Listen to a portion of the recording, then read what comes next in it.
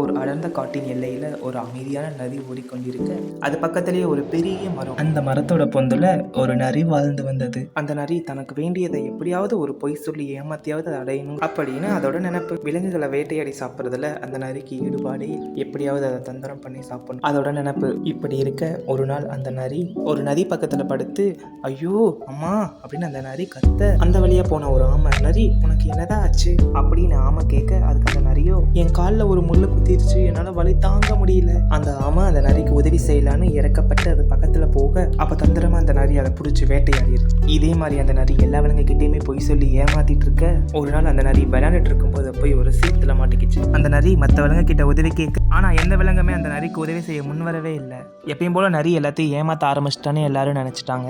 அந்த பக்கமா போன ஒரு வயசான கரடி தான், கரடி நரியோட இந்த நிலைமையை பார்த்து அதுக்கு உதவி செய்யலான்னு போக, அது அந்த சேத்துல இருந்து காப்பாத்துச்சு. நரி தான் பண்ண தப்ப எல்லாத்தையும் நினைச்சு ஃபீல் பண்ணுச்சு.